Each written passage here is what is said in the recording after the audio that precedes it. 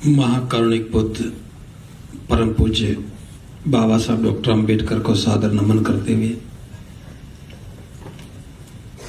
प्रबुद्ध उपासक उपासिकाओं,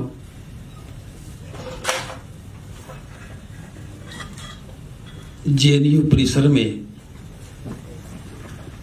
अगर किसी विषय पर बात हो रही है तो मामला बहुत गंभीर होता है। निश्चित रूप से यहां पर बहुत बड़े बड़े विद्वान आते हैं, अपनी बातें रखते हैं। हम जैसे लोगों के लिए हम जैसे लोग यहां उपयुक्त नहीं रहते,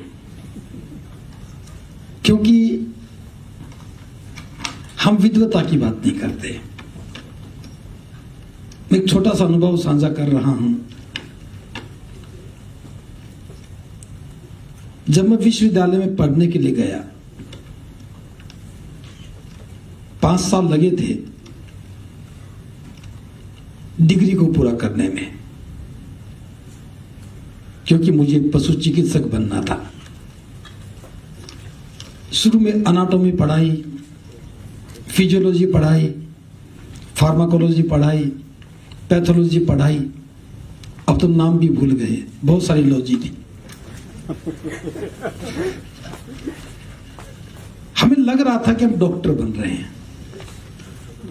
बहुत सारी लॉजी पढ़ते पढ़ते लॉजिक सारे भूल गए, और जब डिग्री करके फील्ड में आए, पशु अस्पताल में आए, पहले स्टेथो बोले। स्टेथो की जरूरत नहीं थी, लगाएंगे तो लात लगेगी।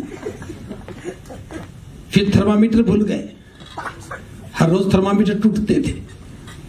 हमारे एक टीचर ने एक बात बताई थी पढ़ाई के दौरान कि फील्ड में जाकर के कुछ उम्मीद मत करना, 2 आंखें और 5 फिंगर्स, बस ये तुम्हारे पास लेटेस्ट इंस्ट्रूमेंट है। अपनी 2 आंखों से और 5 उंगलियों से ही आपको डायग्नोज करना है और इन्हीं से ट्रीटमेंट करना है। फील्ड में जाकर के ये बात पता लगी। बहुत सारी बीमारियां, बहुत सारी दवाइयां पड़ी। हमारे बैग में 5 दवाइयां होती थी और अमूमन उन्हीं 5 दवाइयों से सारी बीमारियां ठीक हो जाती थी। 20 साल मैंने नौकरी की और ये बात समझ में आई। वो 5 साल की पढ़ाई सिर्फ इस बात के लिए थी कि लोग हमें डॉक्टर मान लें, और अनुभव ये बताता है जरूरत 5 दवाइयों की थी। आज के संदर्भ में मैं बात कर रहा हूं। बहुत रोचक विषय है ये। मुझे तो अचरज होता है कि बाबा साहब की दुनिया से जाने के 61 वर्ष के बाद भी हम उन 5 दवाइयों को नहीं समझ पाए। यहां विद्वता की जरूरत नहीं है, समाज को बदलने के लिए विद्वता की जरूरत नहीं है। एक छोटी सी घटना बता रहा हूं जो बुद्ध के साथ घटी। बुद्ध उस समय सावथी में थे, जिसे आज हम श्रावस्ती बोलते हैं। मोगलैन नाम का एक व्यक्ति विद्वान रहा होगा, बड़ा जिज्ञासु था, और जुम नहीं होता। बुद्ध के पास आया, बहुत सारी शंकाओं के समाधान लिए और अंत में एक प्रश्न पूछा, हे तथागत, मैं देख रहा हूं आपकी देशनाओं को सुनकर के बहुत सारे लोगों का कल्याण हो जाता है। कुछ लोगों का कल्याण हो गया, लेकिन कुछ ऐसे भी लोग हैं जिनका बिल्कुल भी कल्याण नहीं हुआ। आप दुनिया के महान शास्त्र हैं, आप दुनिया के महान शिक्षक हैं, आप जैसा विद्वान, आप जैसा मार्गदर्शक, आप जैसा शिक्षक दुनिया में कोई दूसरा नहीं है।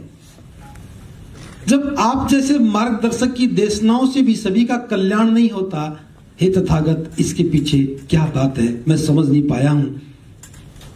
अनुकंपा करके मुझे समझाने की कोशिश करें। तथागत के समझाने का अपना एक तरीका था। कई बार तथागत प्रति प्रश्न पूछ करके ही समाधान देते थे। मोगलैन से कहा, हे मोगलैन, तुम राजगृह के रहने वाले हो, सावथी से राजगृह का मार्ग तो ठीक से जानते होंगे। मोगलैन ने कहा कि तथागत, मैं अनेकों बार राजगृह से सावथी आया हूं और सावथी से राजगृह गया हूं, मैं इस मार्ग को अच्छी तरह से जानता हूं। बुद्ध कहते हैं, हे मोगलैन, तुम्हारे पास कोई व्यक्ति आए और वो तुमसे राजगृह जाने का मार्ग पूछे और तुम उसे कहो यहां से पूर्व दक्षिण की ओर सीधे जाना और इतनी दूरी के बाद राजगृह आ जाएगा, और वो व्यक्ति पूर्व दक्षिण में ना जाकर के उत्तर पश्चिम में चला जाए, तो क्या वो राजगृह पहुंच जाएगा? मोगलैन ने कहा, तथागत, वो तो बिल्कुल भी नहीं पहुंचेगा। फिर वो दूसरा व्यक्ति आता है और वही तुमसे भी वही सवाल पूछता है, उसे भी राजगृह जाना है और तुम उससे भी राजगृह जाने का वही मार्ग बताते हो, और वो व्यक्ति तुम्हारे बताए हुए मार्ग पर ठीक चलता है, वो तो राजगृह पहुंच ही जाएगा। मोगलैन का जवाब था, तथागत, वो तो निश्चित रूप से राजगृह पहुंच जाएगा। तब तथागत कहते हैं, मोगलैन, तो तुम ही बताओ, तुम्हारे सामने दो व्यक्ति आए, दोनों को ही राजगृह जाना था और दोनों ने तुम ही से मार्ग पूछा। तुमने दोनों को एक जैसा ही मार्ग बताया, एक तो राजगृह पहुंच गया, दूसरा क्यों नहीं पहुंचा?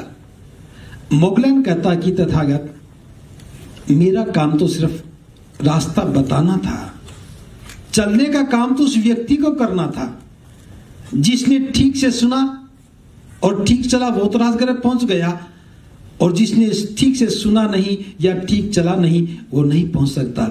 इसमें भला मैं क्या कर सकता हूं? बुद्ध कहते हैं, हे मोगलैन, तो इस बात से समझो, मैं भी सभी को मार्ग ही बताता हूं, मैं किसी का मुक्तिदाता नहीं हूं, और जो व्यक्ति मेरे बताए हुए मार्ग पर ठीक से चल पड़ता है उसका कल्याण हो जाता है, और जो चलता नहीं है उसका कल्याण नहीं होता है। मैं किसी का मुक्तिदाता नहीं हूं, मैं मार्गदाता हूं। अब ये बात आज हमारी समझ में आ रही है। महाकारुणिक बुद्ध ने हमें मार्ग दिया, बाबा साहब डॉक्टर अंबेडकर ने हमें मार्ग दिया, और हम उस मार्ग को छोड़ करके कई और रास्ता तलाश रहे हैं। रास्ता साफ दिख रहा है, सीधे ही जाना है, हर किलोमीटर पर माइलस्टोन भी है, किसी पूछना भी नहीं है, और 61 वर्ष से बस हम वहीं पर ही चक्कर लगाए जा रहे हैं। जाति कैसे खत्म होगी? ज्यादा दिमाग लगाने की आवश्यकता नहीं है, क्योंकि मैं 20 साल पशुपालन विभाग में नौकरी करते हुए समझ पाया हूं, ज्यादा दिमाग लगाएंगे तो जाति नहीं खत्म होगी। जाति खत्म होने के लिए बाबा साहब ने सीधा रास्ता बताया। पहाड़ों से नदियां निकलती हैं, उस नदी का नाम है गंगा है, गोदावरी, कावेरी, रावी, सतलुज, व्यास, नर्मदा, दुनिया भर की नदियां हैं। जहां से नदी चलती है और मैदानों में जितनी लंबी दूरी पर जाए उसका वही नाम, वही पहचान रहती है। जो ही नदी समुद्र में चली जाती है उसकी पहचान खत्म हो जाती है, उसका नाम खत्म हो जाता है, और वो नदी समुद्र बन जाती है। जब तक नदी समुद्र से दूर है, जब तक नदी समुद्र से बाहर है, वो नदी है, उसका नाम है, उसकी पहचान है। और जो ही नदी समुद्र में चली जाती है उसका पहचान खत्म हो जाती है, समुद्र बन जाती है। बौद्ध धर्म के संदर्भ में हम ये बात देखें, जब तक हम समुद्र से दूर हैं, हम नदियां हैं, हमारी अपनी जातियां हैं, हर आदमी जाति में पैदा होता है, जाति में मरता है। हम बाबा साहब को मानते हैं, बुद्ध को भी पढ़ते हैं, लेकिन नदी ही रह जाते हैं। दूरी बहुत तय कर लेंगे, बीए करेंगे, एमए करेंगे, एमफिल करेंगे, पीएचडी करेंगे, प्रोफेसर बनेंगे और बड़े भी बन जाओगे, समुद्र तक नहीं पहुंचते हैं। इतना काम करना था। नदी का स्वाभाविक गुण है कि उसका अंतिम लक्ष्य समुद्र है। हम 61 वर्ष से खड़े हैं समुद्र के किनारे। बहुत सारे पढ़े लिखे लोग तो बौद्ध भी बन जाते हैं, लेकिन जाति को साथ ही लेकर के चलते हैं। इलाज मिल गया, रास्ता पता लग गया। हमें सिर्फ लोगों को यह बताना था कि नदी समुद्र में जाने के बाद समुद्र बन जाती है, नदी नहीं रहती है। उस समुद्र के पानी में जहां सैकड़ों नदियां जाकर के समा गई, कोई व्यक्ति एक बाल्टी पानी लेकर के क्या उसमें से बता सकता है कि इस पानी में, इस एक बाल्टी पानी में किस नदी का कौन सा पानी है? जब तक नदी समुद्र के बाहर है उसकी पहचान है, समुद्र में जाने के बाद वो समुद्र बन गई। बस हमें इतना ही करना था। बुद्ध की शरण में जाने के बाद हमें बौद्ध बन जाना था, और बौद्ध बनने के बाद हमारी पहचान बौद्ध ही होनी चाहिए थी। लेकिन पहचान बौद्ध नहीं बनी, आज भी जातिगत पहचान है। अभी मैं मैनपुरी में था, वहां के बहुत सारे शाक्य लोग थे। मैंने उन्हें कहा पूरा का पूरा शाक्य समाज बुद्ध में शाक्य ढूंढ रहा है और बुद्ध को शाक्य मुनि ही बना रहा है। वो शाक्य को पकड़ के बैठ गए। पकड़ना हमें बुद्ध को चाहिए था, हम बुद्ध में शाक्य ढूंढ रहे हैं। महाराष्ट्र के लोग बाबा साहब में महार ढूंढ रहे हैं, उत्तर प्रदेश के लोग बाबा साहब पर विद्वताएं गा रहे हैं। ईमानदारी के साथ बाबा साहब के बताए मार्ग पर चलते कि नदी को समुद्र में मिलना ही चाहिए। बौद्ध बनने के बाद हम बौद्ध ही कहने लगते, हमारी पहचान बौद्ध की बनती, हमारी कल्चर बौद्ध की बनती, जाति खत्म हो जाती। मैं आपके सामने खड़ा हूं, कोई बता सकता कि मेरी जाति क्या है? एक भिखुर भी बैठे हैं, कोई बता सकता उनकी जाति क्या है? लेकिन आपकी बताई जा सकती है, क्योंकि आपके नाम के पीछे जो पहचान लगी है उससे आपको मोह हो गया। बाबा साहब को समझने के बाद, बाबा साहब को जानने के बाद हमें समझ में आना चाहिए था कि जाति एक बीमारी है। एनालिसिस ऑफ कास्ट में बाबा साहब ने लिखा है, तुम जिस भी दिशा में जाओगे जातिवाद के दैत्य से दो दो हाथ करने पड़ेंगे, और जब तक इस दैत्य को नहीं मारोगे किसी भी दिशा में किया गया प्रयास कोई परिणाम नहीं देगा। लेकिन हम दैत्य को नहीं मार रहे, हम दैत्य को नहीं मार रहे, हम जातियों को मजबूत बना रहे हैं। ज्यों ज्यों हमें समझ पैदा होने लगी, जिन जातियों से हमें नफरत मिलती थी, जिन जातियों से हमें घृणा मिलती थी, और आज भी जिन जातियों के कारण हम पर जुल्म होता है, शोषण होता है, उत्पीड़न होता है,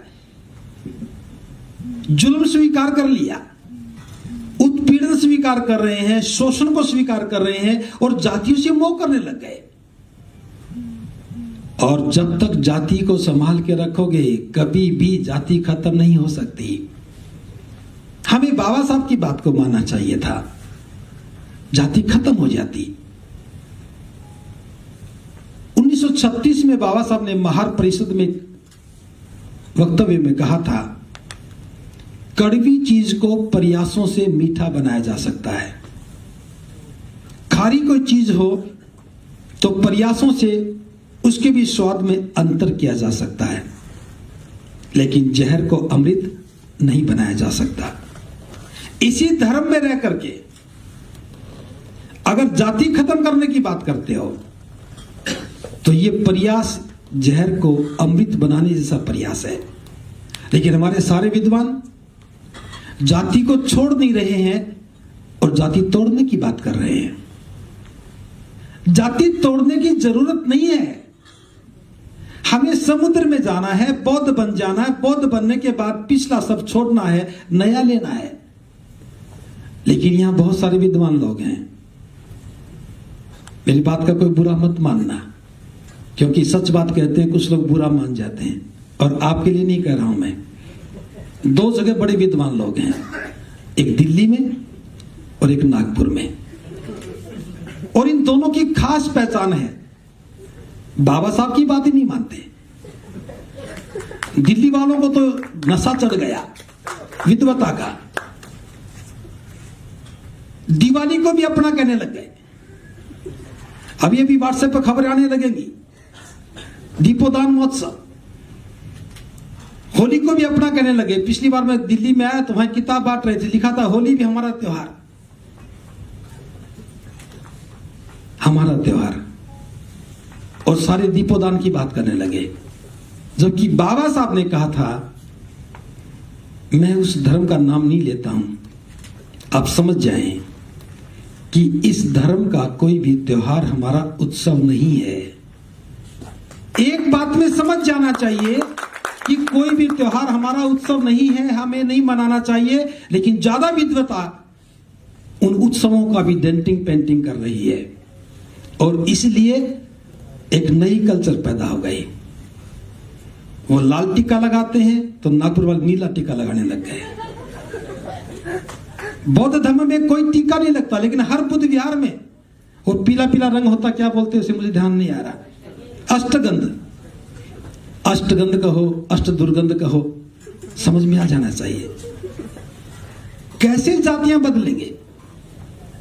आप मेरी बात का बुरा मान सकते हैं, पूरा अधिकार है, क्योंकि मैं आपसे ज्यादा बुरा मान के बैठा हूं। कौन कौन है आप में से जो वास्तव में इस बुरी व्यवस्था को बदलना चाहता? हाथ ऊपर करें एक बार, बस नीचे कर लो, समझ में आ गया। अब आप पूरा बुरा मानेंगे मुझे पता है। एक छोटी सी बात कह रहा हूं, व्यवस्था बदलने की तो बहुत बड़ी बात है। चूड़ी पहन लो, पहनना कायरता होती है, ऐसा हिंदी में पढ़ाया गया है, पढ़ा होगा ना। अगर तुमसे ये काम नहीं होता है तो चूड़ियां पहन लो। जिसकी पत्नी ने चूड़ियां पहन रखी हैं वो जरूरत ना करे जाति बदलने की। अपनी पत्नी की चूड़ियां तक नहीं उतरवा पाए हो, मनुवाद से लड़ो। चूड़ियां उतर नहीं रही, क्योंकि चूड़ी कहा जाता तो समझ में आ जाता है चूड़ियां गुलामी है, कायरता है। लेकिन चूड़ियों को चूड़ी नहीं कहा, सुहाग की निशानी कहा। अब सुहाग कैसे उतार दिया जाए? एक बार चूड़ी पहन ली तो पति की छाती पर ही टूटेंगी, वो भी मरने के बाद। संभाल के रखती महिलाएं, जब मरोगे तो तुम्हारी छाती भी टूटेगी। जाति तोड़ने की बात कर रहे हैं। चूड़ियां तोड़ कर देखो, एक बार चूड़ी तोड़ कर देखो, जाति टूट जाएगी। क्योंकि जाति की पहचान चूड़ियों में है, गुलामी में है, कायरता में है। हम बुजदिली में जी रहे हैं। मांग का सिंदूर तो कब मिटेगा पता नहीं। बौद्ध बनते हैं तो बौद्धों की पहचान के साथ जियो। बौद्ध बने हो तो बौद्ध कल्चर के साथ जियो। क्या हमारे पास उत्सवों की कमी है? अशोका विजयदशमी पर उत्सव मनाओ, धम्मचक्र पवतनाय पर उत्सव मनाओ, बैसाख मास की पूर्णिमा पर उत्सव मनाओ। सारी पूर्णिमाएं हमारी हैं, लेकिन हम व्यवस्था से लड़ना नहीं चाहते। महाकारुणिक बुद्ध ने बहुत बड़ा आविष्कार किया। दुख है, उसका कारण है, कारण है तो उसका निवारण भी है, और निवारण है तो मार्ग है। मैं एक साधारण सी भाषा में समझा रहा हूं, सबको समझ में आ जाए। अगर किसी को बुखार हो जाए, बुखार बीमारी नहीं है, ध्यान से समझना। बुखार बीमारी नहीं है, बुखार बीमारी का लक्षण है।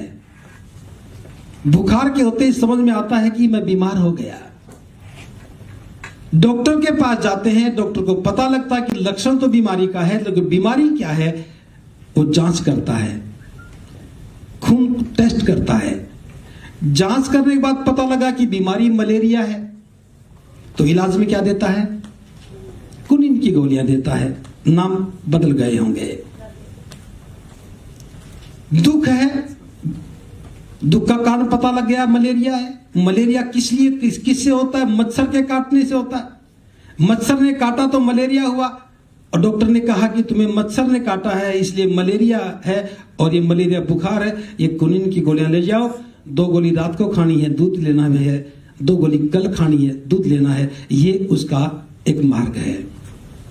और कोई आदमी दवा लेकर के जेब में डाल ले और कहता फिर डॉक्टर बहुत बढ़िया था, दवा ले आया हूं, और दवा खाए नहीं, बीमारी ठीक हो जाएगी। और डंडा लेकर रात भर मच्छर मारता रहे, तूने काटा था तब मैं बीमार हुआ। रात में डंडा लेके बैठा, तूने काटा था तब मैं बीमार हुआ। अरे जिसने काटा था वो तो मर भी गया होगा, 1 महीने से ज्यादा मच्छर जिंदा नहीं रहता है, क्या पता उसने 29वें दिन में काटा, और काटने के 10 दिन के बाद मलेरिया बुखार होता है। हम लोग सूत्र को समझ नहीं पा रहे। बाबा साहब ने हमारी बीमारी को जांचा और जांचने के बाद कहा कि तुम्हारा ये बुखार जो है ये मनुवादी बुखार है। मनुवादी बुखार समझते हैं, जो कभी उतरता नहीं है, मियादी बुखार जिसे टाइफाइड बोलते हैं, ये मनुवादी बुखार है। और मनुवादी बुखार भी मच्छर के काटने से हुआ। बुद्ध धम्म की शरण में आ जाओ, ये तुम्हारा इलाज है। और हम क्या कर रहे हैं? हम क्या कर रहे हैं? ताली बजाने वाले भी वही कर रहे होंगे। हम गोलियां लिए बैठे। बाबा साहब ने गोलियां दी हैं मियादी बुखार को खत्म करने के लिए, खा नहीं रहे, 61 साल से खा नहीं रहे और रोज मच्छर मार रहे। देवताओं को गाली देंगे, मनुवाद को गाली देंगे। ये पढ़े लिखे लोगों का काम हो सकता है क्या? मच्छर मारने की जरूरत नहीं है।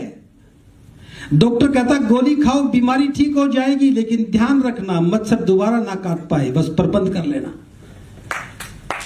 और हम कहते हैं दिवाली पे आप मच्छर मुझे काट, होली पे आप मच्छर मुझे काट, घर में शादी हो तो आप मच्छर मुझे काट, कोई मर जाए तो राख में से हड्डियां उठाकर ले जाएंगे गंगा स्नान करने, मच्छर मुझे काट। और वो काटते रहते हैं और हम संगोष्ठियां करते रहते हैं, संगोष्ठियां करते रहते हैं। क्या देश बदलेगा? इसलिए मुझे बात बहुत याद आती है, 5 साल क्यों पढ़ा? 5 दवाइयां याद करनी थी, बीमारी बहुत ठीक हो जाती। हमारे साथ जो काम करते थे वो भी 5 ही दवाइयां इस्तेमाल करते थे। लोग उनको डॉक्टर कहते थे और हमें बाबूजी कहते थे, क्योंकि हम कुर्सी पर बैठे रहते थे और वो काम करते थे। काम करने वालों को डॉक्टर कहा जाता है और जो काम नहीं करता उनको बाबूजी कहा जाता है। तो यहां सारे बाबूजी बन गए, काम कोई नहीं कर रहा। समाज तैयार है, बदलने के लिए तैयार है। एनालिसिस ऑफ कास्ट पढ़ करके देखिए, हमें ज्यादा प्रयास करने की जरूरत नहीं है और आम आदमी को समझाने के लिए ज्यादा विद्वता की जरूरत नहीं है। एक मैं छोटा सा उदाहरण देता हूं। एक व्यक्ति था, बहुत कर्मकांडी नौजवान था।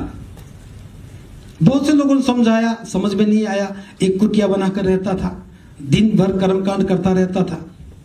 एक बार तथागत का वहां आना हुआ और कुछ लोगों ने तथागत से कहा कि तथागत, वो नौजवान बड़ा भ्रमित हो रहा है, हमने बहुत प्रयास किया लेकिन समझ में नहीं आया, आप उसका कल्याण करें, उसका जीवन सुधर जाए। बुद्ध महाकारुणिक थे, उनके पास चले गए और जाकर के पूछा, हे नौजवान, ये सब तुम क्या कर रहे हो? उसने कहा कि तथागत, मैं ये कर्मकांड कर रहा हूं। बुद्ध ने पूछा कि इसके पीछे तुम्हारा उद्देश्य क्या है? उसने कहा कि मैं स्वर्ग में जाना चाहता हूं। बुद्ध ने पूछा, क्या तुम्हें भरोसा है कि ऐसा करने से तुम्हें स्वर्ग मिल जाएगा? उसने कहा, हाँ मुझे भरोसा है। फिर बुद्ध पूछते हैं, क्या तुम किसी उस व्यक्ति को जानते हो जो स्वर्ग में गया हो? उसने कहा, नहीं जानता हूं। क्या तुम किसी उस व्यक्ति को जानते हो जो स्वर्ग में जाकर के वापस आकर के तुम्हें बताया हो? नहीं जानता हूं। तो फिर तुम कैसे कह सकते हो कि ये सब करने से तुम्हें स्वर्ग में जाने का रास्ता मिल जाएगा? उसने कहा कि मेरा विश्वास है। अब जो कोई ये कह दे मेरा विश्वास है, समझाना मुश्किल हो जाता है। बुद्ध ने सोचा कि ये ऐसे नहीं समझेगा, दूसरे तरीके से समझाता हूं। तथागत ने पूछा, हे नौजवान, कोई व्यक्ति नदी के इस किनारे पर खड़ा हो और वो नदी के दूसरे किनारे पर जाना चाहता हो, तो उसे क्या करना होगा? उसने कहा कि नदी के दूसरे किनारे पर जाने के लिए नदी पार करनी होगी, और नदी पार करने के लिए अगर पानी कम है तो पैदल चल के पार कर सकता है, अगर पानी ज्यादा है तो तैर करके नदी पार कर सकता है, या फिर किश्ती का सहारा लेकर के नदी पार कर सकता है। यही 3 मार्ग हैं नदी पार करने के लिए। बुद्ध ने पूछा, क्या ऐसा नहीं हो सकता? वो व्यक्ति नदी के इस किनारे पर खड़े होकर के हाथ जोड़ करके प्रार्थना करे, हे नदी के किनारे तू इधर आ जा ताकि मैं उधर चला जाऊं, हे नदी के दूसरे किनारे तू इधर आ जा ताकि मैं उधर चला जाऊं, और उसकी प्रार्थना सुन करके नदी का किनारा उठ के यहां आ जाए और वो व्यक्ति दूसरे किनारे पर चला जाए। और नौजवान कहने लगा, ये तथागत ये तो बिल्कुल भी संभव नहीं है, भला प्रार्थना करने से दूसरा किनारा इधर नहीं आ सकता। बुद्ध ने कहा, हे नौजवान, कितने ही लोग होंगे जो नदी के इस किनारे से उस किनारे पर गए होंगे, और कितने ही लोग होंगे जो उस किनारे से लौट करके भी आए होंगे, कितने ही लोगों ने उस किनारे के बारे में बताया भी होगा, और यहां खड़े होकर के प्रार्थना करने से आवाज दूसरे किनारे तक जा भी सकती है। जब आवाज भी जा सकती है, लोग भी जा चुके हैं, वहां से लौट करके भी आ चुके हैं, और फिर भी प्रार्थना करने से जो वो किनारा उठ के यहां नहीं आ सकता, तो फिर तुम ही बताओ, जिस स्वर्ग को तुमने देखा नहीं, जाना नहीं, दूरी का पता नहीं, तुम्हारे कर्मकांड से वहां का रास्ता कैसे पता लगेगा। उसकी आंखें खुल गई, तुरंत कहा कि तथागत, मैं कितना अंधकार में था, कितनी साधारण सी बात थी, मेरी समझ में आज तक नहीं आई।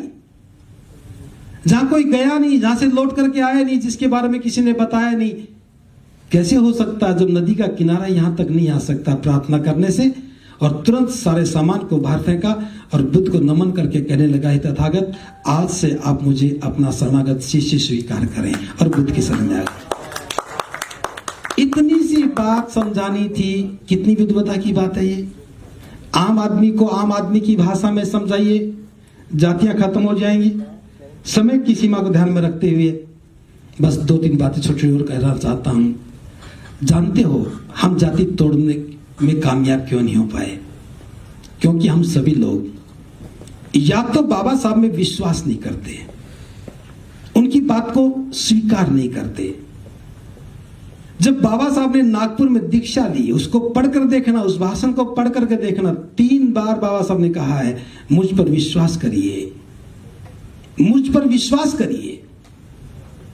अपनी आमदनी का 20वां हिस्सा धम्म प्रचार के लिए दान करिए। और सारे लोग बेईमान हो गए। 20वां हिस्सा दान करते तो धम्म की व्यवस्था खड़ी होती। आज धम्म के प्रचारक नहीं है, आज धम्म के प्रचारक नहीं है, धम्म के प्रचार करने के लिए संस्थान नहीं है, प्रशिक्षण की कोई व्यवस्था नहीं है। जो लोग तैयार होते हैं, स्वयं तैयार होते हैं, जैसा समझ में आता वैसा करने लग जाते हैं, और बिना ही बौद्ध धर्म को जाने बुद्ध को पढ़ाने लग जाते हैं। बाबा साहब को पढ़ा नहीं, समाज को पढ़ाने का काम कर रहे हैं। और जितने भी लोग आज, अधिकतर लोग जो प्रचार की भूमिका में हैं, पढ़ते नहीं हैं, जानते नहीं हैं, बस जो समझ में आया वो करने लगे। इसीलिए पढ़ना बहुत जरूरी है। वो 5 दवाइयां काम जब ही कर रही थी जब हम पढ़ करके आए थे, बिना पढ़े आते दवाइयां काम भी नहीं करती। इसलिए अगर हमें धम्मचक्कपवतनाय की बात करनी है, भारत को बौद्ध में बनाना है, जातियों को खत्म करना है, तो जाति तो खत्म होने में देर लगनी ही नहीं। पिछड़े वर्ग के लोगों ने समझा ही नहीं। क्यों नहीं समझा? क्योंकि हम उलझे रहे अपनी जातियों में। शेड्यूल कास्ट के लोग ही जातियां बना के बैठे रहे। पंजाब के लोग पुत चमारा के गीत बनाते रहे, हरियाणा उत्तर प्रदेश के लोग नाचते रहे। इससे फालतू काम किया हमने। हमें काम क्या करना चाहिए था? लोगों को ठीक से समझाना चाहिए था। पिछड़े वर्ग के लोगों को आज समझ में आया है, हमें पहल करनी चाहिए थी। पहले हमें बुद्ध की शरण में जाना चाहिए था, फिर पिछड़े वर्ग के लोगों को समझाना चाहिए था। और पिछड़े वर्ग के लोगों को समझाने के लिए बहुत कुछ नहीं करना, सिर्फ यही कहना था, भाई तुम पिछड़े क्यों हो? पिछड़े वो होते हैं जो पिछड़ जाते हैं। और पिछड़ता कौन है? जो अपने भाई से बिछुड़ जाए। जो बिछड़ गया सो पिछड़ गया। तो बस यूं देख लो कि तुम पिछड़े किससे हो। अपने भाई से बिछड़े हो। तुम्हारा भाई कौन है? उन 15 में है क्या? 15 में तो नहीं है, तो 85 में होगा। तो भाई के भाई के पास आएगा तो मजबूत हो जाएगा। हमें पिछड़ों को पिछड़ा नहीं कहना है, हम पिछड़ों को बिछड़ा कहने लगे। जब पिछड़ा बिछड़ा समझने लगेगा तो सोचने लगेगा कि मैं किससे बिछड़ा हूं, बस इतनी सी बात समझ में आ जाएगी तो वो भी अपने भाई को ढूंढने का प्रयास करेगा, और ढूंढने का प्रयास करेगा। कोई कोली था, भाई भाई थे, रोटी बेटी के संबंध थे, उसकी भी समझ में आ जाएगा। उसका शोषण कम हुआ इसलिए वो पिछड़ा रहा, हमारा शोषण ज्यादा हो गया, हम और पिछड़े हो गए। पिछड़े पिछड़े मिलेंगे तो पिछड़े पिछड़े मिलेंगे तो एक हो जाएंगे। बस इतनी सी बात उनको समझानी थी। भाई पिछड़ा मत कहो, अब बिछड़ा कहना शुरू करो। नाम बदलने से ही लक्ष्य बदल जाते हैं, इसलिए जानबूझ करके उनका नाम बदला गया, पिछड़ा कहा गया। बल्कि वो पिछड़े नहीं है, हमसे तो अगड़े हैं ना, पिछड़े नहीं है, वो बिछड़े हुए हैं। इसलिए बिछड़ों को बिछड़ा कहो और उनको बुलाओ। बुद्ध हमारी गौरवशाली सभ्यता है, बुद्ध हमारा गौरवशाली अतीत है। बाबा साहब ने बुद्ध की राह दी है, अपना दिमाग लगाने की जरूरत नहीं। जहां बाबा साहब ने चलने के लिए कहा बस वो काम करो, और जितना समझ में आ जाए ईमानदारी से कर लो। बस ज्यादा बात कहने के लिए कुछ नहीं है। मच्छर मारने का काम अब बंद कर दो। अगर ये काम हम नहीं करेंगे, और बस मैं अपनी बात को ये विराम देता हूं। आप लोगों ने मुझे अवसर दिया, मेरी बात को ध्यान से सुना, और मुझे तो पूरा विश्वास है ज्यादा लोगों की जरूरत नहीं है। यहां जितने लोग बैठे हैं ना, इनमें से भी 1/10 लोग आ जाएं, भारत बौद्ध में बन जाएगा। शुरुआत करो बस। धन्यवाद। भगवत पुस्तक सबका भला।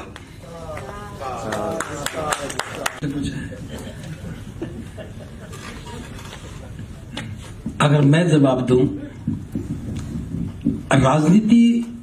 राजनीतिक सत्ता अंतिम समाधान नहीं है, धम्म इज द फाइनल सॉल्यूशन।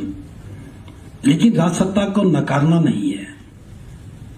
मैंने पहले कहा है, जब तक पिछड़े रहेंगे राजसत्ता नहीं आ सकती।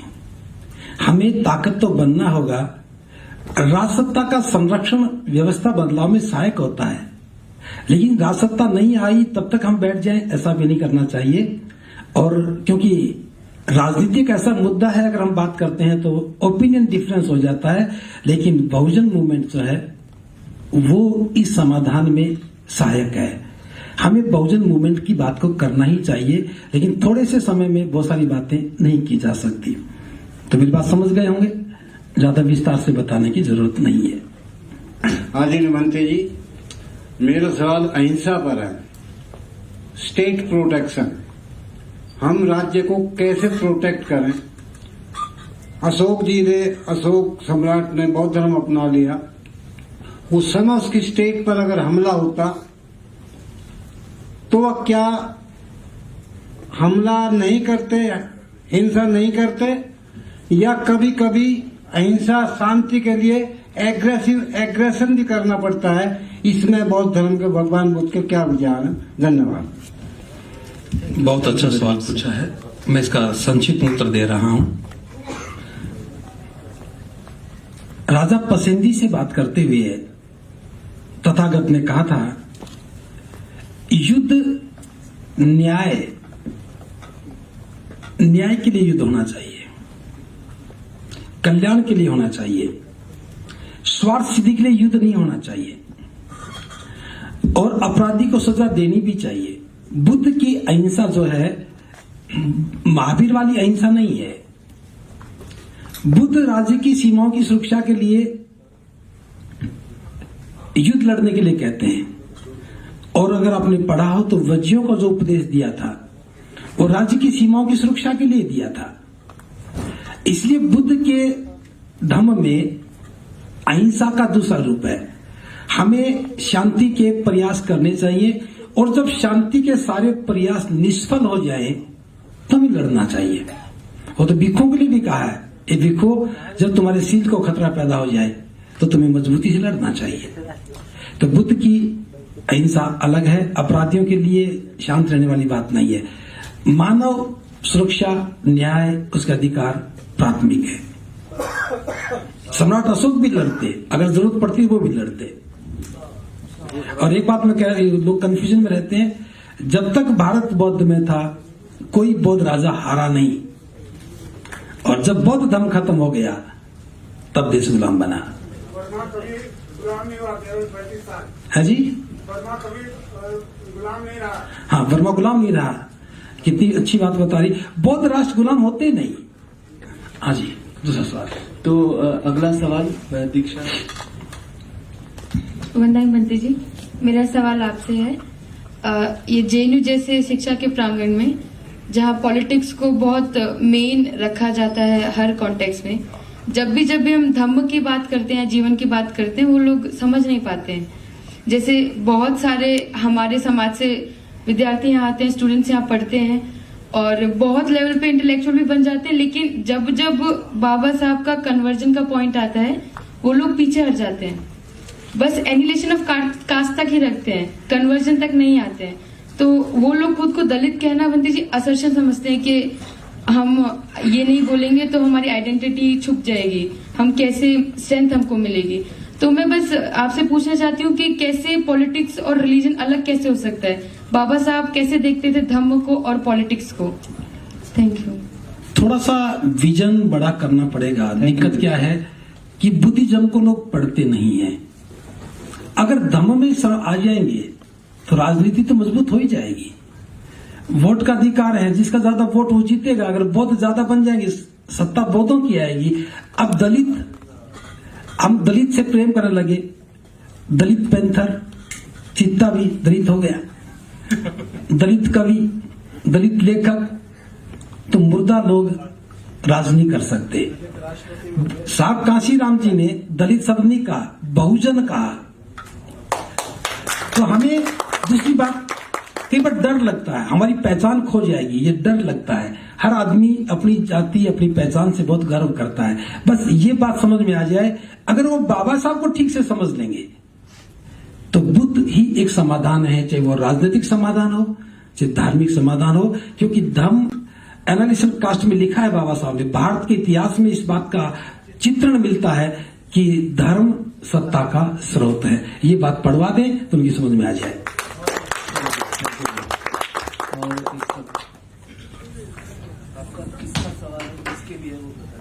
हाँ, नमो बुद्धाय, जय भीम।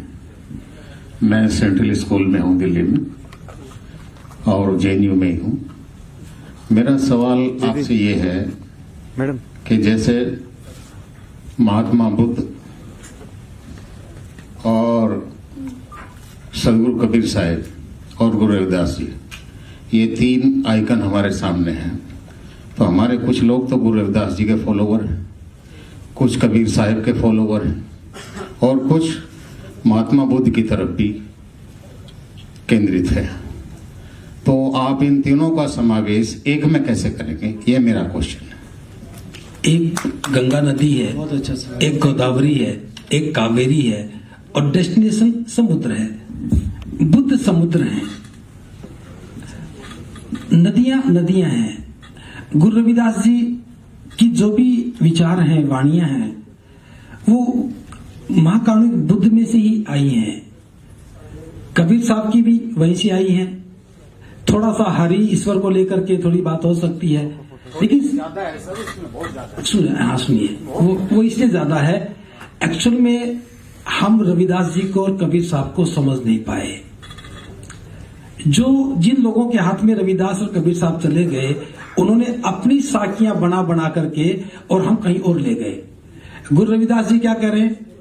पराधीनता पाप है जान ले मीत, दास पराधीन से कौन करे प्रीत, जात जात में जात है जीव केलन को पात, रविदास मानुष जुड़ न सके जब तक जात को जात, जात जात में जात है जात पात के फेर में उड़ज रहे सब लोग, रविदास मानुषता को खाते जात पात का रोग।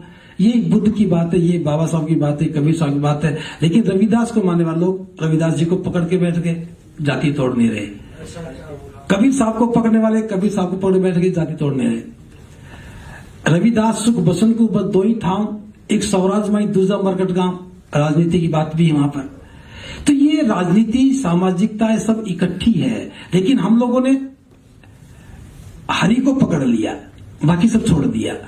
गुरु रविदास जी में बस वही निकाल दो तो सारा एक बुद्ध है। कबीर साहब में हरि को निकाल दो, ईश्वर को निकाल दो, सारा एक बुद्ध है।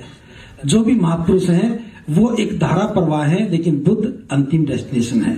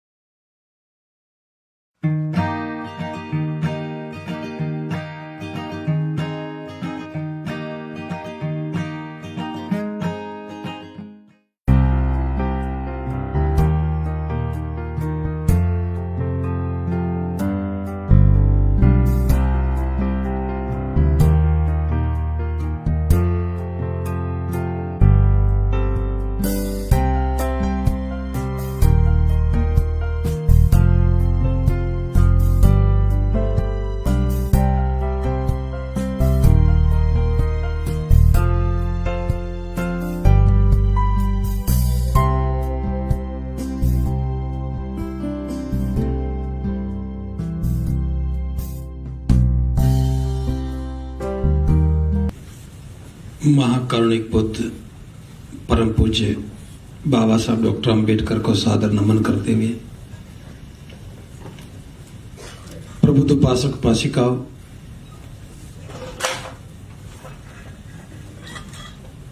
जेएनयू परिसर में अगर किसी विषय पर बात हो रही है तो मामला बहुत गंभीर होता है। निश्चित रूप से यहां पर बहुत बड़े बड़े विद्वान आते हैं, अपनी बातें रखते हैं। हम जैसे लोगों के लिए हम जैसे लोग यहां उपयुक्त नहीं रहते, क्योंकि हम विद्वता की बात नहीं करते। मैं एक छोटा सा अनुभव साझा कर रहा हूं। जब मैं विश्वविद्यालय में पढ़ने के लिए गया, 5 साल लगे थे डिग्री को पूरा करने में, क्योंकि मुझे पशु चिकित्सक बनना था। शुरू में अनाटोमी पढ़ाई, फिजियोलॉजी पढ़ाई, फार्माकोलॉजी पढ़ाई, पैथोलॉजी पढ़ाई, अब तो नाम भी भूल गए, बहुत सारी लॉजी थी। हमें लग रहा था कि हम डॉक्टर बन रहे हैं। बहुत सारी लॉजी पढ़ते पढ़ते लॉजिक सारे भूल गए, और जब डिग्री करके फील्ड में आए, पशु अस्पताल में आए, पहले स्टेथो बोले, स्टेथो की जरूरत नहीं थी, लगाएंगे तो लात लगेगी। फिर थर्मामीटर भूल गए, हर रोज थर्मामीटर टूटते थे। हमारे एक टीचर ने एक बात बताई थी पढ़ाई के दौरान कि फील्ड में जाकर के कुछ उम्मीद मत करना, 2 आंखें और 5 फिंगर्स, बस ये तुम्हारे पास लेटेस्ट इंस्ट्रूमेंट है। अपनी 2 आंखों से और 5 उंगलियों से ही आपको डायग्नोज करना है और इन्हीं से ट्रीटमेंट करना है। फील्ड में जाकर के ये बात पता लगी। बहुत सारी बीमारियां, बहुत सारी दवाइयां पड़ी। हमारे बैग में 5 दवाइयां होती थी और अमूमन उन्हीं 5 दवाइयों से सारी बीमारियां ठीक हो जाती थी। 20 साल मैंने नौकरी की और ये बात समझ में आई। वो 5 साल की पढ़ाई सिर्फ इस बात के लिए थी कि लोग हमें डॉक्टर मान लें, और अनुभव ये बताता है जरूरत 5 दवाइयों की थी। आज के संदर्भ में मैं बात कर रहा हूं। बहुत रोचक विषय है ये। मुझे तो अचरज होता है कि बाबा साहब की दुनिया से जाने के 61 वर्ष के बाद भी हम उन 5 दवाइयों को नहीं समझ पाए। यहां विद्वता की जरूरत नहीं है, समाज को बदलने के लिए विद्वता की जरूरत नहीं है। एक छोटी सी घटना बता रहा हूं जो बुद्ध के साथ घटी। बुद्ध उस समय सावथी में थे, जिसे आज हम श्रावस्ती बोलते हैं। मोगलाई नाम का एक व्यक्ति विद्वान रहा होगा, बड़ा जिज्ञासु था, और जुम नहीं होता। बुद्ध के पास आया, बहुत सारी शंकाओं के समाधान लिए और अंत में एक प्रश्न पूछा, हे तथागत, मैं देख रहा हूं आपकी देशनाओं को सुनकर के बहुत सारे लोगों का कल्याण हो जाता है। कुछ लोगों का कल्याण हो गया, लेकिन कुछ ऐसे भी लोग हैं जिनका बिल्कुल भी कल्याण नहीं हुआ। आप दुनिया के महान शास्त्र हैं, आप दुनिया के महान शिक्षक हैं, आप जैसा विद्वान, आप जैसा मार्गदर्शक, आप जैसा शिक्षक दुनिया में कोई दूसरा नहीं है। जब आप जैसे मार्गदर्शक की देशनाओं से भी सभी का कल्याण नहीं होता, हे तथागत, इसके पीछे क्या बात है, मैं समझ नहीं पाया हूं। अनुकंपा करके मुझे समझाने की कोशिश करें। तथागत के समझाने का अपना एक तरीका था। कई बार तथागत प्रति प्रश्न पूछ करके ही समाधान देते थे। मोगलैन से कहा, हे मोगलैन, तुम राजगृह के रहने वाले हो, सावथी से राजगृह का मार्ग तो ठीक से जानते होंगे। मोगलैन ने कहा कि तथागत, मैं अनेकों बार राजगृह से सावथी आया हूं और सावथी से राजगृह गया हूं, मैं इस मार्ग को अच्छी तरह से जानता हूं। बुद्ध कहते हैं, हे मोगलैन, तुम्हारे पास कोई व्यक्ति आए और वो तुमसे राजगृह जाने का मार्ग पूछे और तुम उसे कहो यहां से पूर्व दक्षिण की ओर सीधे जाना और इतनी दूरी के बाद राजगृह आ जाएगा, और वो व्यक्ति पूर्व दक्षिण में ना जाकर के उत्तर पश्चिम में चला जाए, तो क्या वो राजगृह पहुंच जाएगा? मोगलैन ने कहा, तथागत, वो तो बिल्कुल भी नहीं पहुंचेगा। फिर वो दूसरा व्यक्ति आता है और वही तुमसे भी वही सवाल पूछता है, उसे भी राजगृह जाना है और तुम उससे भी राजगृह जाने का वही मार्ग बताते हो, और वो व्यक्ति तुम्हारे बताए हुए मार्ग पर ठीक चलता है, वो तो राजगृह पहुंच ही जाएगा। मोगलैन का जवाब था, तथागत, वो तो निश्चित रूप से राजगृह पहुंच जाएगा। तब तथागत कहते हैं, मोगलैन, तो तुम ही बताओ, तुम्हारे सामने दो व्यक्ति आए, दोनों को ही राजगृह जाना था और दोनों ने तुम ही से मार्ग पूछा। तुमने दोनों को एक जैसा ही मार्ग बताया, एक तो राजगृह पहुंच गया, दूसरा क्यों नहीं पहुंचा? मोगलैन कहता कि तथागत, मेरा काम तो सिर्फ रास्ता बताना था, चलने का काम तो उस व्यक्ति को करना था। जिसने ठीक से सुना और ठीक चला वो तो राजगृह पहुंच गया, और जिसने ठीक से सुना नहीं या ठीक चला नहीं वो नहीं पहुंच सकता। इसमें भला मैं क्या कर सकता हूं? बुद्ध कहते हैं, हे मोगलैन, तो इस बात से समझो, मैं भी सभी को मार्ग ही बताता हूं, मैं किसी का मुक्तिदाता नहीं हूं, और जो व्यक्ति मेरे बताए हुए मार्ग पर ठीक से चल पड़ता है उसका कल्याण हो जाता है, और जो चलता नहीं है उसका कल्याण नहीं होता है। मैं किसी का मुक्तिदाता नहीं हूं, मैं मार्गदाता हूं। अब ये बात आज हमारी समझ में आ रही है। महाकारुणिक बुद्ध ने हमें मार्ग दिया, बाबा साहब डॉक्टर अंबेडकर ने हमें मार्ग दिया, और हम उस मार्ग को छोड़ करके कई और रास्ता तलाश रहे हैं। रास्ता साफ दिख रहा है, सीधे ही जाना है, हर किलोमीटर पर माइलस्टोन भी है, किसे पूछना भी नहीं है, और 61 वर्ष से बस हम वहीं पर ही चक्कर लगाए जा रहे हैं। जाति कैसे खत्म होगी? ज्यादा दिमाग लगाने की आवश्यकता नहीं है, क्योंकि मैं 20 साल पशुपालन विभाग में नौकरी करते हुए समझ पाया हूं, ज्यादा दिमाग लगाएंगे तो जाति नहीं खत्म होगी। जाति खत्म होने के लिए बाबा साहब ने सीधा रास्ता बताया। पहाड़ों से नदियां निकलती हैं, उस नदी का नाम है गंगा है, गोदावरी, कावेरी, रावी, सतलुज, व्यास, नर्मदा, दुनिया भर की नदियां हैं। जहां से नदी चलती है और मैदानों में जितनी लंबी दूरी पर जाए उसका वही नाम, वही पहचान रहती है। जो ही नदी समुद्र में चली जाती है उसकी पहचान खत्म हो जाती है, उसका नाम खत्म हो जाता है और वो नदी समुद्र बन जाती है। जब तक नदी समुद्र से दूर है, जब तक नदी समुद्र से बाहर है, वो नदी है, उसका नाम है, उसकी पहचान है। और जो ही नदी समुद्र में चली जाती है, उसका पहचान खत्म हो जाती है, समुद्र बन जाती है। बौद्ध धर्म के संदर्भ में हम ये बात देखें, जब तक हम समुद्र से दूर हैं, हम नदियां हैं, हमारी अपनी जातियां हैं। हर आदमी जाति में पैदा होता है, जाति में मरता है। हम बाबा साहब को मानते हैं, बुद्ध को भी पढ़ते हैं, लेकिन नदी ही रह जाते हैं। दूरी बहुत तय कर लेंगे, बीए करेंगे, एमए करेंगे, एमफिल करेंगे, पीएचडी करेंगे, प्रोफेसर बनेंगे और बड़े भी बन जाओगे, समुद्र तक नहीं पहुंचते हैं।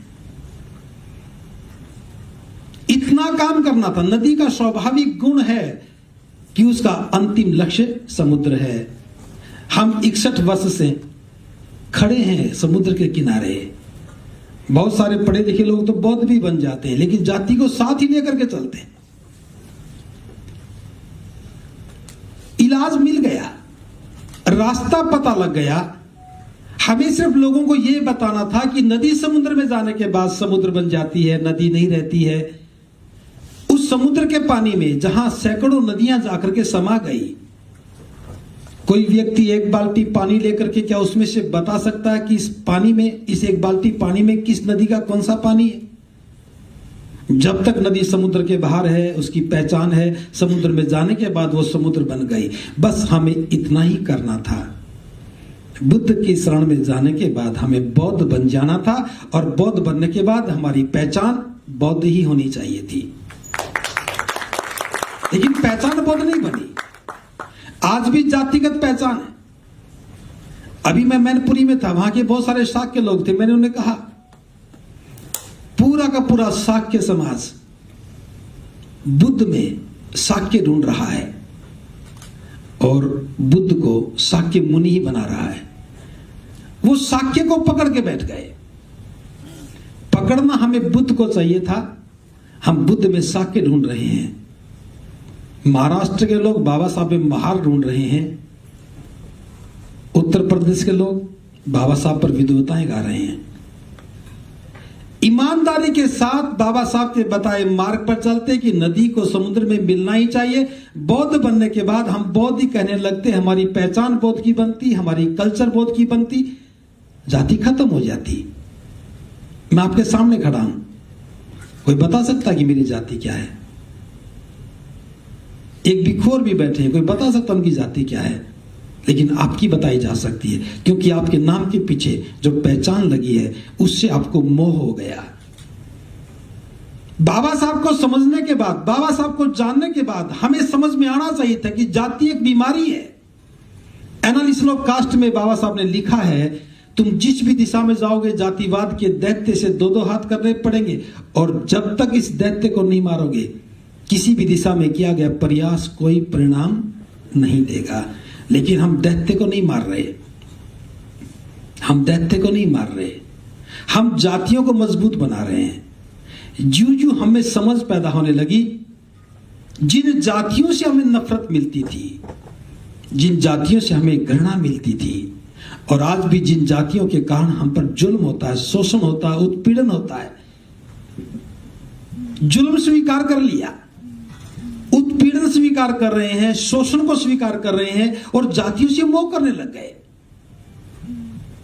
और जब तक जाति को संभाल के रखोगे कभी भी जाति खत्म नहीं हो सकती। हमें बाबा साहब की बात को मानना चाहिए था, जाति खत्म हो जाती।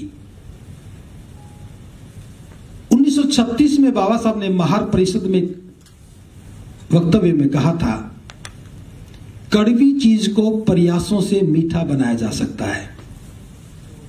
खारी कोई चीज हो तो प्रयासों से उसके भी स्वाद में अंतर किया जा सकता है, लेकिन जहर को अमृत नहीं बनाया जा सकता। इसी धर्म में रह करके अगर जाति खत्म करने की बात करते हो तो ये प्रयास जहर को अमृत बनाने जैसा प्रयास है। लेकिन हमारे सारे विद्वान जाति को छोड़ नहीं रहे हैं और जाति तोड़ने की बात कर रहे हैं। जाति तोड़ने की जरूरत नहीं है। हमें समुद्र में जाना है, बौद्ध बन जाना है, बौद्ध बनने के बाद पिछला सब छोड़ना है, नया लेना है। लेकिन यहां बहुत सारे विद्वान लोग हैं, मेरी बात का कोई बुरा मत मानना, क्योंकि सच बात कहते हैं कुछ लोग बुरा मान जाते हैं, और आपके लिए नहीं कह रहा हूं मैं। दो जगह बड़े विद्वान लोग हैं, एक दिल्ली में और एक नागपुर में, और इन दोनों की खास पहचान है, बाबा साहब की बात ही नहीं मानते। दिल्ली वालों को तो नशा चढ़ गया विद्वता का, दिवाली को भी अपना कहने लग गए। अभी अभी व्हाट्सएप पर खबरें आने लगेंगी, दीपोदान महोत्सव, होली को भी अपना कहने लगे। पिछली बार मैं दिल्ली में आया तो वहां किताब बांट रहे थे, लिखा था होली भी हमारा त्योहार, हमारा त्योहार, और सारे दीपोदान की बात करने लगे। जबकि बाबा साहब ने कहा था, मैं उस धर्म का नाम नहीं लेता हूं, आप समझ जाएं कि इस धर्म का कोई भी त्योहार हमारा उत्सव नहीं है। एक बात में समझ जाना चाहिए कि कोई भी त्योहार हमारा उत्सव नहीं है, हमें नहीं मनाना चाहिए। लेकिन ज्यादा विद्वता उन उत्सवों का भी डेंटिंग पेंटिंग कर रही है, और इसलिए एक नई कल्चर पैदा हो गई। वो लाल टीका लगाते हैं तो नागपुर वाले नीला टीका लगाने लग गए। बौद्ध धर्म में कोई टीका नहीं लगता, लेकिन हर बुद्ध विहार में वो पीला पीला रंग होता, क्या बोलते हैं उसे, मुझे ध्यान नहीं आ रहा। अष्टगंध, अष्टगंध कहो, अष्ट दुर्गंध कहो, समझ में आ जाना चाहिए। कैसे जातियां बदलेंगे? आप मेरी बात का बुरा मान सकते हैं, पूरा अधिकार है, क्योंकि मैं आपसे ज्यादा बुरा मान के बैठा हूं।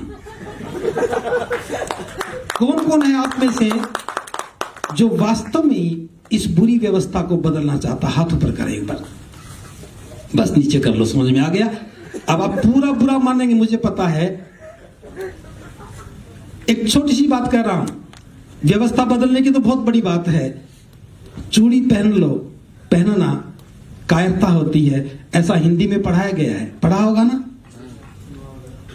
अगर तुमसे ये काम नहीं होता है तो चूड़ियां पहन लो। जिसकी पत्नी ने चूड़ियां पहन रखी हैं वो जरूरत ना करे जाति बदलने की।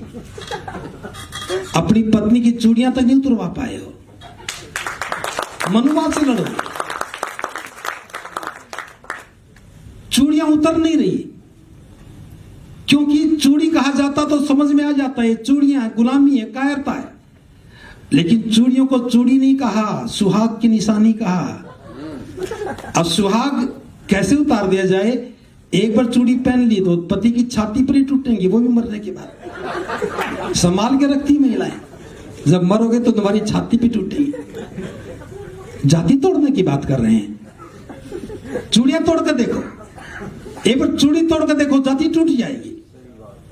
क्योंकि जाति की पहचान चूड़ियों में है, गुलामी में है, कायरता में है। हम बुजदिली में जी रहे हैं। मांग का सिंदूर तो कब मिटेगा पता नहीं। बौद्ध बनते हैं तो बौद्धों की पहचान के साथ जियो।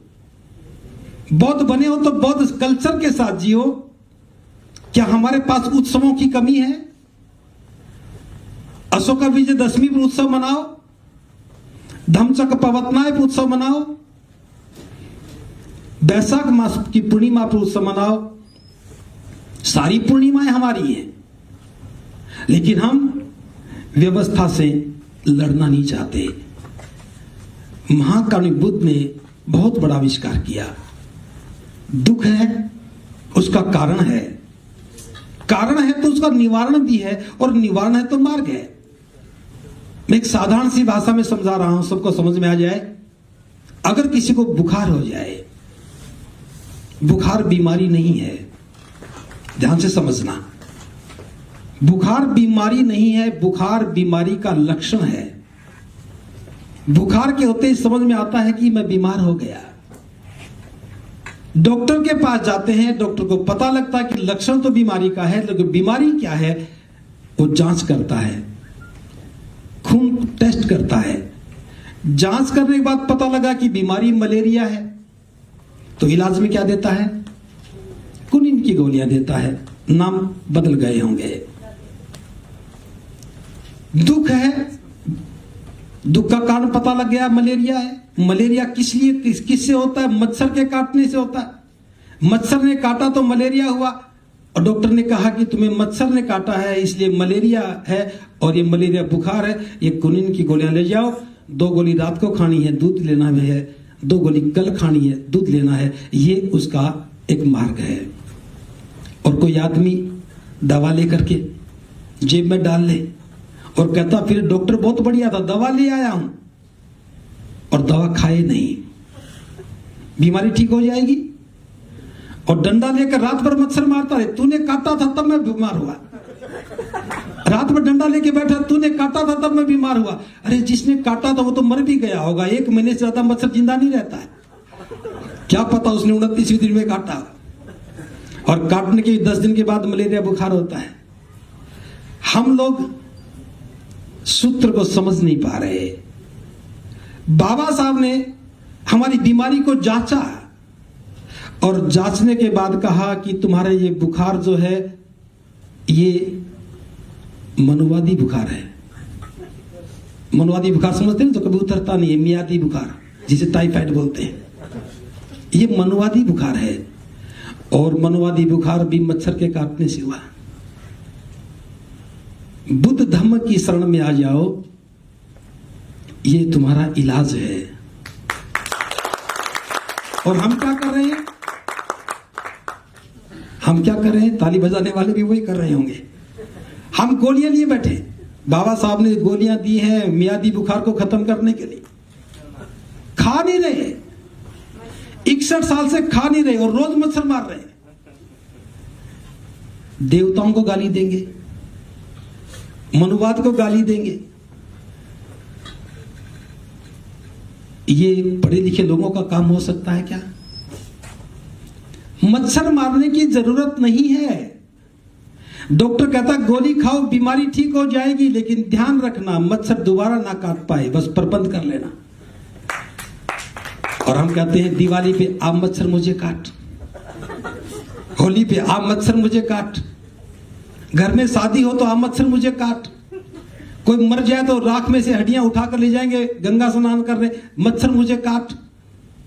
और वो काटते रहते हैं, और हम संगोष्ठियां करते रहते हैं, संगोष्ठियां करते रहते हैं। क्या देश बदलेगा? इसलिए मुझे बात बहुत याद आती है, 5 साल क्यों पढ़ा? 5 दवाइयां याद करनी थी, बीमारी बहुत ठीक हो जाती। हमारे साथ जो काम करते थे वो भी 5 ही दवाइयां इस्तेमाल करते थे। लोग उनको डॉक्टर कहते थे और हमें बाबूजी कहते थे, क्योंकि हम कुर्सी पर बैठे रहते थे और वो काम करते थे। काम करने वालों को डॉक्टर कहा जाता है, और जो काम नहीं करता उनको बाबूजी कहा जाता है। तो यहां सारे बाबूजी बन गए। काम कोई नहीं कर रहा। समाज तैयार है, बदलने के लिए तैयार है। एनालिसिस ऑफ कास्ट पढ़ करके देखिए, हमें ज्यादा प्रयास करने की जरूरत नहीं है, और आम आदमी को समझाने के लिए ज्यादा विद्वता की जरूरत नहीं है। एक मैं छोटा सा उदाहरण देता हूं। एक व्यक्ति था, बहुत कर्मकांडी नौजवान था। बहुत से लोगों ने समझाया, समझ में नहीं आया। एक कुटिया बनाकर रहता था, दिन भर कर्मकांड करता रहता था। एक बार तथागत का वहां आना हुआ, और कुछ लोगों ने तथागत से कहा कि तथागत, वो नौजवान बड़ा भ्रमित हो रहा है, हमने बहुत प्रयास किया लेकिन समझ में नहीं आया, आप उसका कल्याण करें, उसका जीवन सुधर जाए। बुद्ध महाकारुणिक थे, उनके पास चले गए और जाकर के पूछा, हे नौजवान, ये सब तुम क्या कर रहे हो? उसने कहा, ये तथागत, मैं ये कर्मकांड कर रहा हूं। बुद्ध ने पूछा कि इसके पीछे तुम्हारा उद्देश्य क्या है? उसने कहा कि मैं स्वर्ग में जाना चाहता हूं। बुद्ध ने पूछा, क्या तुम्हें भरोसा है कि ऐसा करने से तुम्हें स्वर्ग मिल जाएगा? उसने कहा, हाँ मुझे भरोसा है।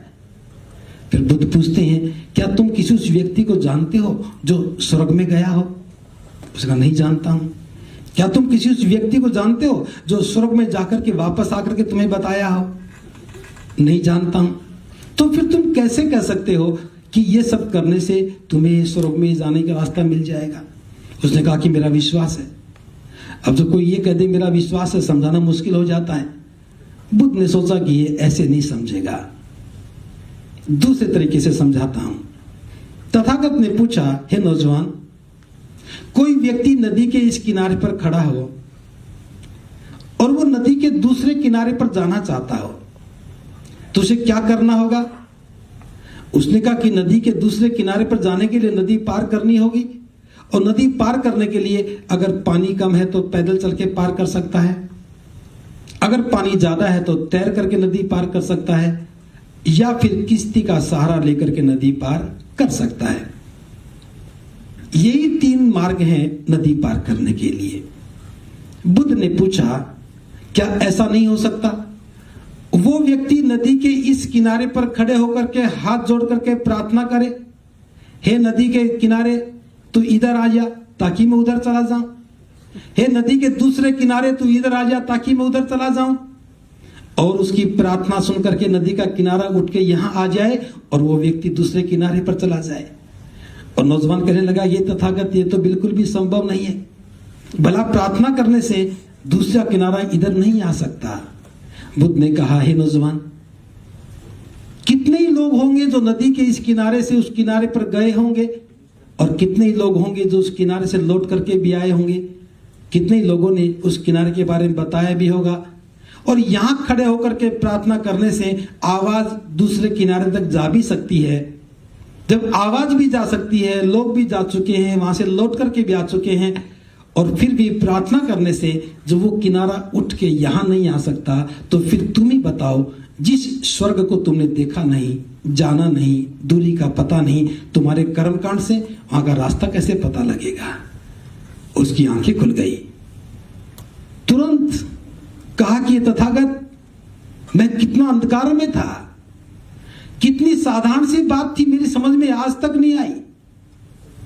जहां कोई गया नहीं, जहां से लौट करके आया नहीं, जिसके बारे में किसी ने बताया नहीं, कैसे हो सकता जब नदी का किनारा यहां तक नहीं आ सकता प्रार्थना करने से? और तुरंत सारे सामान को बाहर फेंका और बुद्ध को नमन करके कहने लगा, हे तथागत, आज से आप मुझे अपना शरणागत शिष्य स्वीकार करें। और बुद्ध की शरण में आ गए। इतनी सी बात समझानी थी, कितनी विद्वता की बात है ये। आम आदमी को आम आदमी की भाषा में समझाइए, जातियां खत्म हो जाएंगी। समय की सीमा को ध्यान में रखते हुए बस 2-3 बातें छोटी और कहना चाहता हूं। जानते हो हम जाति तोड़ने में कामयाब क्यों नहीं हो पाए? क्योंकि हम सभी लोग या तो बाबा साहब में विश्वास नहीं करते, उनकी बात को स्वीकार नहीं करते। जब बाबा साहब ने नागपुर में दीक्षा ली, उसको पढ़कर देखना, उस भाषण को पढ़ करके देखना, 3 बार बाबा साहब ने कहा है, मुझ पर विश्वास करिए, मुझ पर विश्वास करिए। अपनी आमदनी का 20वां हिस्सा धम्म प्रचार के लिए दान करिए। और सारे लोग बेईमान हो गए। 20वां हिस्सा दान करते तो धम्म की व्यवस्था खड़ी होती। आज धम्म के प्रचारक नहीं है, आज धम्म के प्रचारक नहीं है, धम्म के प्रचार करने के लिए संस्थान नहीं है, प्रशिक्षण की कोई व्यवस्था नहीं है। जो लोग तैयार होते हैं, स्वयं तैयार होते हैं, जैसा समझ में आता वैसा करने लग जाते हैं, और बिना ही बौद्ध धम्म को जाने बुद्ध को पढ़ाने लग जाते हैं। बाबा साहब को पढ़ा नहीं, समाज को पढ़ाने का काम कर रहे हैं। और जितने भी लोग आज, अधिकतर लोग जो प्रचार की भूमिका में हैं, पढ़ते नहीं हैं, जानते नहीं हैं, बस जो समझ में आया वो करने लगे। इसलिए पढ़ना बहुत जरूरी है। वो 5 दवाइयां काम जब कर रही थी जब हम पढ़ करके आए थे, बिना पढ़े आते दवाइयां काम भी नहीं करती। इसलिए अगर हमें धम्मचक्कपवतनाय की बात करनी है, भारत को बौद्ध में बनाना है, जातियों को खत्म करना है, तो जाति तो खत्म होने में देर लगनी ही नहीं। पिछड़े वर्ग के लोगों ने समझा ही नहीं। क्यों नहीं समझा? क्योंकि हम उलझे रहे अपनी जातियों में। शेड्यूल कास्ट के लोग ही जातियां बना के बैठे रहे। पंजाब के लोग पुत चमारा दे गीत बनाते रहे, हरियाणा उत्तर प्रदेश के लोग नाचते रहे। इससे फालतू काम किया हमने। हमें काम क्या करना चाहिए था? लोगों को ठीक से समझाना चाहिए था। पिछड़े वर्ग के लोगों को आज समझ में आया है। हमें पहल करनी चाहिए थी। पहले हमें बुद्ध की शरण में जाना चाहिए था, फिर पिछड़े वर्ग के लोगों को समझाना चाहिए था। और पिछड़े वर्ग के लोगों को समझाने के लिए बहुत कुछ नहीं करना, सिर्फ यही कहना था, भाई तुम पिछड़े क्यों हो। पिछड़े वो होते हैं जो पिछड़ जाते हैं, और पिछड़ता कौन है? जो अपने भाई से बिछड़ जाए। जो बिछड़ गया सो पिछड़ गया। तो बस यूं देख लो कि तुम पिछड़े किससे हो। अपने भाई से बिछड़े हो। तुम्हारा भाई कौन है? उन 15 में है क्या? 15 में तो नहीं है, तो 85 में होगा। तो भाई के भाई के पास आएगा तो मजबूत हो जाएगा। हमें पिछड़ों को पिछड़ा नहीं कहना है, हम पिछड़ों को बिछड़ा कहने लगे। जब बिछड़ा समझने लगेगा तो सोचने लगेगा कि मैं किससे बिछड़ा हूं। बस इतनी सी बात समझ में आ जाएगी तो वो भी अपने भाई को ढूंढने का प्रयास करेगा, और ढूंढने का प्रयास करेगा। कोई कोली था, भाई थे, रोटी बेटी के संबंध थे, उसकी भी समझ में आ जाएगा। उसका शोषण कम हुआ इसलिए वो पिछड़ा रहा, हमारा शोषण ज्यादा हो गया, हम और पिछड़े हो गए। पिछड़े मिलेंगे तो बिछड़े मिलेंगे तो एक हो जाएंगे। बस इतनी सी बात उनको समझानी थी। भाई पिछड़ा मत कहो, अब बिछड़ा कहना शुरू करो। नाम बदलने से ही लक्ष्य बदल जाते हैं, इसलिए जानबूझ करके उनका नाम बदला गया, पिछड़ा कहा गया। बल्कि वो पिछड़े नहीं है, हमसे तो अगड़े हैं ना, पिछड़े नहीं है, वो बिछड़े हुए हैं। इसलिए बिछड़ों को बिछड़ा कहो और उनको बुलाओ। बुद्ध हमारी गौरवशाली सभ्यता है, बुद्ध हमारा गौरवशाली अतीत है। बाबा साहब ने बुद्ध की राह दी है, अपना दिमाग लगाने की जरूरत नहीं। जहां बाबा साहब ने चलने के लिए कहा बस वो काम करो, और जितना समझ में आ जाए ईमानदारी से कर लो। बस ज्यादा बात कहने के लिए कुछ नहीं है। मच्छर मारने का काम अब बंद कर दो। अगर ये काम हम नहीं करेंगे, और बस मैं अपनी बात को ये विराम देता हूं। आप लोगों ने मुझे अवसर दिया, मेरी बात को ध्यान से सुना, और मुझे तो पूरा विश्वास है ज्यादा लोगों की जरूरत नहीं है। यहां जितने लोग बैठे हैं ना, इनमें से भी 1/10 लोग आ जाएं, भारत बौद्ध में बन जाएगा। शुरुआत करो बस। धन्यवाद। भावत सबका भला।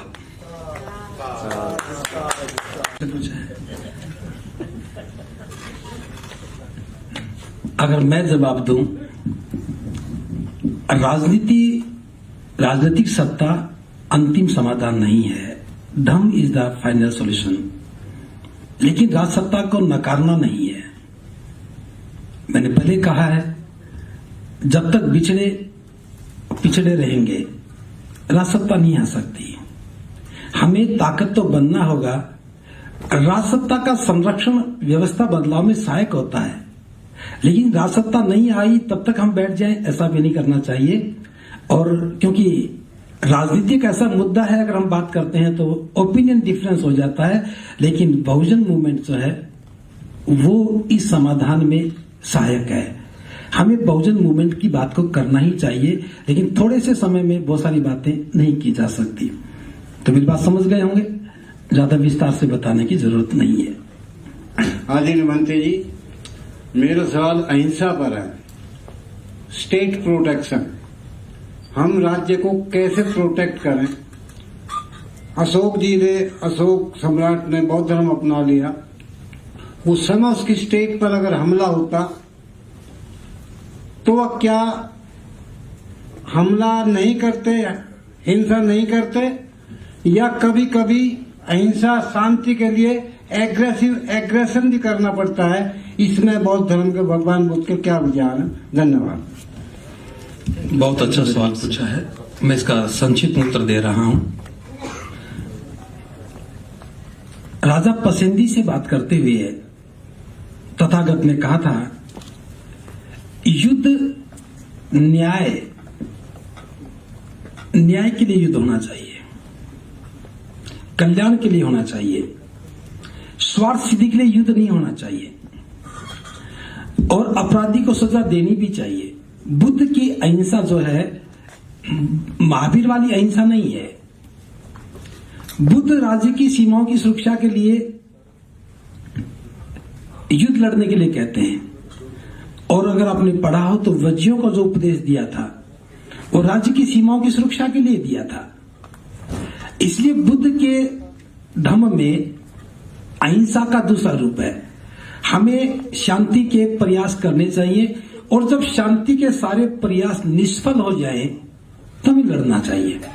वो तो भिक्खुओं के लिए भी कहा है, ए भिक्खु, जब तुम्हारे शील को खतरा पैदा हो जाए तो तुम्हें मजबूती से लड़ना चाहिए। तो बुद्ध की अहिंसा अलग है, अपराधियों के लिए शांत रहने वाली बात नहीं है। मानव सुरक्षा, न्याय, उसका अधिकार प्राथमिक है। सम्राट अशोक भी लड़ते, अगर जरूरत पड़ती वो भी लड़ते। और एक बात मैं कह रहा, लोग कंफ्यूजन में रहते हैं, जब तक भारत बौद्ध में था कोई बौद्ध राजा हारा नहीं, और जब बौद्ध धर्म खत्म हो गया तब देश गुलाम बना। है जी, हाँ, वर्मा गुलाम नहीं रहा। कितनी अच्छी बात बता रही। बौद्ध राष्ट्र गुलाम होते नहीं। हाँ जी, दूसरा सवाल। तो अगला सवाल दीक्षा। वंदना बंटी जी, मेरा सवाल आपसे है, ये जेएनयू जैसे शिक्षा के प्रांगण में जहाँ पॉलिटिक्स को बहुत मेन रखा जाता है हर कॉन्टेक्स्ट में, जब भी हम धम्म की बात करते हैं, जीवन की बात करते हैं, वो लोग समझ नहीं पाते हैं। जैसे बहुत सारे हमारे समाज से विद्यार्थी यहाँ आते हैं, स्टूडेंट्स यहाँ पढ़ते हैं और बहुत लेवल पे इंटेलेक्चुअल भी बन जाते हैं, लेकिन जब बाबा साहब का कन्वर्जन का पॉइंट आता है वो लोग पीछे हट जाते हैं। बस एनिलेशन ऑफ कास्ट तक ही रखते हैं, कन्वर्जन तक नहीं आते हैं। तो वो लोग खुद को दलित कहना बंटी जी असर्शन समझते हैं कि हम ये नहीं बोलेंगे तो हमारी आइडेंटिटी छुप जाएगी, हम कैसे स्ट्रेंथ हमको मिलेगी। तो मैं बस आपसे पूछना चाहती हूँ कि कैसे पॉलिटिक्स और रिलीजन अलग कैसे हो सकता है? बाबा साहब कैसे देखते थे धम्म को और पॉलिटिक्स को? Thank you. थोड़ा सा विजन बड़ा करना पड़ेगा। दिक्कत क्या है कि बुद्धिज्म को लोग पढ़ते नहीं है। अगर धम्म में आ जाएंगे तो राजनीति तो मजबूत हो ही जाएगी। वोट का अधिकार है, जिसका ज्यादा वोट वो जीतेगा। अगर बौद्ध ज्यादा बन जाएंगे, सत्ता बौद्धों की आएगी। अब हम दलित से प्रेम करने लगे, दलित पैंथर, चित्ता भी दलित हो गया, दलित कवि, दलित लेखक, तो मुर्दा लोग राज नहीं कर सकते। साहब कांशीराम जी ने दलित शब्द नहीं कहा, बहुजन कहा।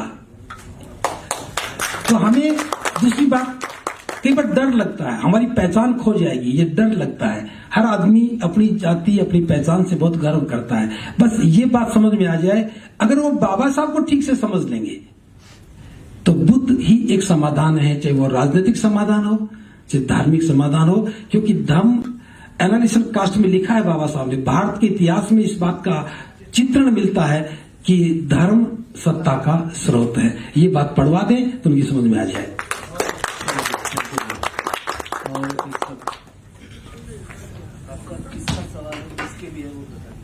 हाँ, नमो बुद्धाय, जय भीम। मैं सेंट्रल स्कूल में हूँ दिल्ली में और जेएनयू में ही हूँ।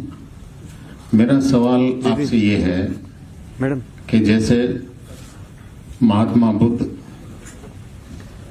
और सदगुरु कबीर साहब और गुरु रविदास जी, ये तीन आइकन हमारे सामने हैं। तो हमारे कुछ लोग तो गुरु रविदास जी के फॉलोवर हैं, कुछ कबीर साहब के फॉलोवर हैं और कुछ महात्मा बुद्ध की तरफ भी केंद्रित है। तो आप इन तीनों का समावेश एक में कैसे करेंगे, ये मेरा क्वेश्चन है। एक गंगा नदी है, बहुत अच्छा सवाल। एक गोदावरी है, एक कावेरी है और डेस्टिनेशन समुद्र है। बुद्ध समुद्र है, नदियां नदियां हैं। गुरु रविदास जी की जो भी विचार हैं, वाणियां हैं, वो महाकारुणिक बुद्ध में से ही आई हैं। कबीर साहब की भी वहीं से आई हैं। थोड़ा सा हरि ईश्वर को लेकर के थोड़ी बात हो सकती है, लेकिन सुनिए, वो इसलिए ज्यादा है। एक्चुअल में हम रविदास जी को और कबीर साहब को समझ नहीं पाए। जिन लोगों के हाथ में रविदास और कबीर साहब चले गए, उन्होंने अपनी साखियां बना करके और हम कहीं और ले गए। गुरु रविदास जी क्या कह रहे हैं? पराधीनता पाप है जान ले मीत, दास पराधीन से कौन करे प्रीत, जात जात में जात है जीव केलन को पात, रविदास माने जुड़ न सके जब तक जात को जात, जात जात में जात है जात पात के फेर में उलझ रहे सब लोग। रविदास मानुषता को खाते, जात पात का रोग। ये बुद्ध की बात है, ये बाबा साहब की बात है, कबीर साहब की बात है। लेकिन रविदास को मानने वाले लोग रविदास जी को पकड़ के बैठ गए, जाति तोड़ नहीं रहे। कबीर साहब को पकड़ने वाले कबीर साहब को पकड़ बैठ गए, जाति तोड़ नहीं रहे। रविदास सुख बसंत को बस दो ही ठाव, एक सौराज माई दूसरा मरकट गांव। राजनीति की बात भी है वहां पर। तो ये राजनीति, सामाजिकता सब इकट्ठी है। लेकिन हम लोगों ने हरि को पकड़ लिया, बाकी सब छोड़ दिया। गुरु रविदास जी में बस वही निकाल दो तो सारा ही बुद्ध है। कबीर साहब में हरि को निकाल दो, ईश्वर को निकाल दो, सारा ही बुद्ध है। जो भी महापुरुष हैं वो एक धारा प्रवाह है, लेकिन बुद्ध अंतिम डेस्टिनेशन है।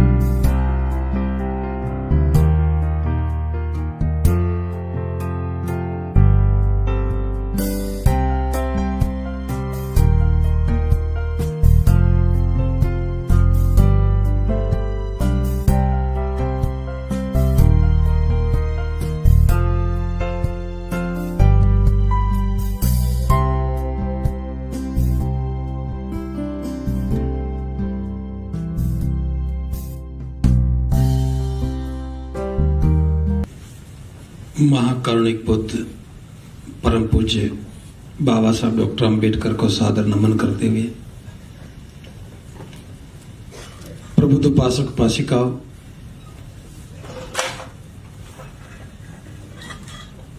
जेएनयू परिसर में अगर किसी विषय पर बात हो रही है तो मामला बहुत गंभीर होता है। निश्चित रूप से यहां पर बहुत बड़े बड़े विद्वान आते हैं, अपनी बातें रखते हैं।